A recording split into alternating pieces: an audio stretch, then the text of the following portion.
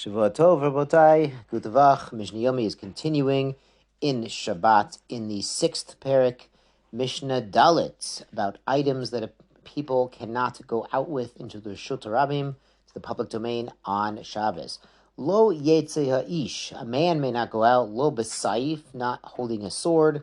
Lo B'Keshet, or a bow. Lo B'Tris, Lo B'Ola, Lo B'Romach. Not with a tris is apparently a triangular shield.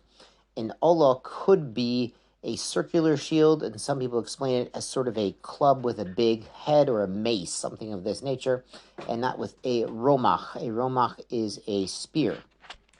Rabbi Eliezer holds tachshitin henlo.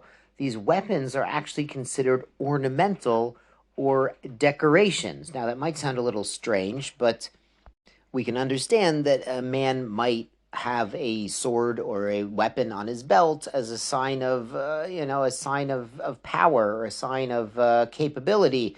The U.S. Marines still have a sword in their dress uniform, not the one they go to war in, the one they do fancy parades in. So you understand it has some sort of ornamental value as well. Chachamim omrim einon ele legenai. No, it's not decoration. It's actually something that's more genai, like shameful, like not a gishmaka thing to need to have. Shneimar v'chitatu charvotam leitim. They will famously remodel their swords into plowshares or plow blades. V'chanitotehem, and their spears lemazmerot. For zmirot is like pruning tools. For zamer, zmira is pruning. We talked about in the Mishnah in Shvius about pruning on the sabbatical year. Lo yisagoy el goy charev, the pasuk continues, a nation will not start up with a nation, v'lo yimadu od milchama, and they will not learn anymore to prepare for war. They won't train for war anymore. So you see, in the future at least, according to the Navi, then weapons will not be needed. It's really interesting. This word hanit is another form of spear, and it's actually mentioned in the Daf Yomi from Shabbos' Daf. In the Darim Lamed Ches, in the Darim 38, they say that Hashem throws chitzim, the chaniot, and spears at the sun and the moon. It's very mystical. It's very Kabbalistic. None of it's literal, but it's interesting. So we have a romach as a spear and a chanit as a spear. There's actually different kinds of spears. There's offensive and defensive spears. The Romans had a lot of different kinds of spears. Chanit is also the name of an Israeli warship that was struck by a missile in 2006. So Chanit is still in service in the Israeli Navy. Anyway, the Bartanura here says, if weapons are really decorations, then in the future they wouldn't have to beat the swords into plowshares and not have swords anymore. They would just keep the swords around as a decoration. So you see that they're not really a decoration, that it's like the sages say. Anyway, the Mishnah continues, birit. A birit is a garter to hold up your socks or your stockings. Tahura, it's considered tahor. It's not considered a kli, because it's really to hold up your socks. It's not, your socks are a kli because you use them to protect your feet, but this garter, this birit, is really to hold up the socks. So it's a kli that serves a kli, not a kli that directly serves people. So it's tahor. It does not be mekabel tuma. V'yotzin ba b'Shabbos, and you can go out with it on Shabbos because you're not going to take it off to show people, because then your socks or your stockings fall down, and no one wants that on Shabbos. Kivolim. Now, kavolim is kind of like a chain. The Bartner says something really interesting here. He says there was a certain family that apparently had long legs in Yerushalayim. They took long steps. As a result, the girls of the family, they lost their betulim. So this reminds us of the first parak of Kesuvos, when there was a discussion about that, about women and their besulim and making claims. So this family had such a claim because they all took long steps. They had long legs, so they came up with a system where they would wear some sort of a chain, like handcuffs, but for the legs, to make sure they could still walk, of course, but to make sure their steps were not too long. So that was this kivolim.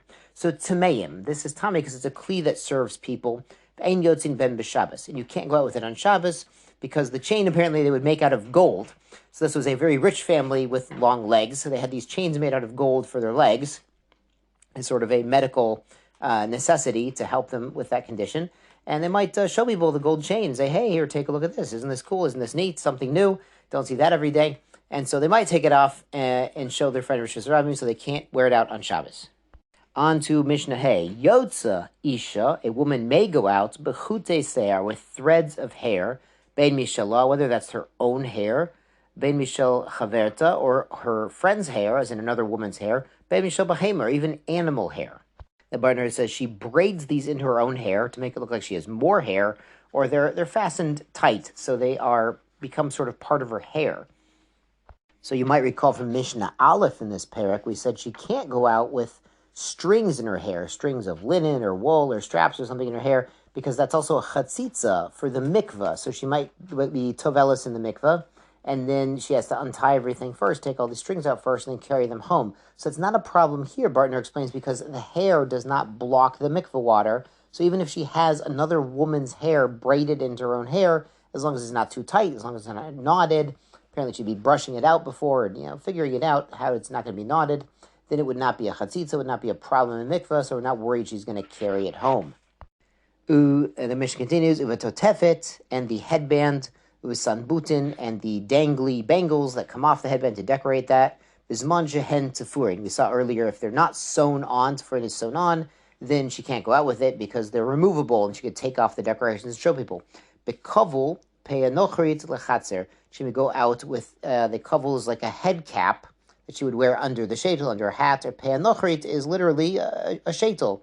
It means like a foreign peah, like foreign hair. And these she can take out to the chatzer. So we might recall that houses opened into a chatzer, a courtyard, and a number of houses would share the same courtyard. They'd make an eruv, so they could all carry there together. And then a number of courtyards would open up to a mavui, and the mavui would open up to the public street. So the sages allowed certain items like these that are sort of basic, you want to look dignified and normal, to go out into the chatzer, but not necessarily into the public domain itself. Mishnah continues, b'moch shebe'ozna, if she put some cotton ball or some sort of wadding into her ear, so, to catch some schmutz. By the way, don't ever put anything in your ear. I'm not a doctor myself, but I've heard from a doctor in ear, nose, throat years ago that just don't ever stick anything in your ear because it never leads to good things. B'moch shebesandala, or a pad on her sandal for a blister or the like to make her sandal comfortable. B'moch shedkinulin dosa, or the moch, the absorbent wadding or padding or pad for her nida, for her monthly cycle. B'pilpel uvegorgir melach b'kol davar shtitan l'toch pia, or anything in her mouth. So if she had a peppercorn or some salt or some zangvil, some ginger in her mouth, and this was sort of used for toothaches or to counteract bad breath. If she had it in her mouth, that was mutter to walk around with. As long as she didn't put it in originally on Shabbat. And if this pepper or whatever it is fell out of her mouth, she can't put it back. The issue is it looks like practicing medicine on Shabbat. So putting the thing into the mouth to relieve the toothache or some sort of medical condition in the mouth looks like practicing medicine, which we don't do on Shabbat, which we're going to see later is a gezerah, because they would grind herbs typically to make medicines. Nowadays, if you're supposed to take a medicine on Shabbat, ask your posek, because we do frequently, their posek will probably tell you, how to do that correctly. Shen totevet, a false tooth, v'shen shel zahav, or a tooth of gold. So these are artificial teeth. Rebbe allows her to go into Rishus Rabim, or a man for that also would be allowed to go into Rishus Rabim with his tooth. Chamim Osrim, and the sages say you're not allowed to take it into the tooth out into the public, the Rishut Rabim Mamish. And the issue here is that if it's not a Gishmaka tooth, people might make fun of this person for having, not very good teeth, and they might take it out of an embarrassment. Maybe it's better to have no teeth showing than not very nice teeth. Or if it's gold and it's very fancy, maybe she'll take it out and show somebody in Rishus Rabim. So it's has the potential to lead to a problem. So the sages do not allow it. Shkoyach harbosai, shvuah tov.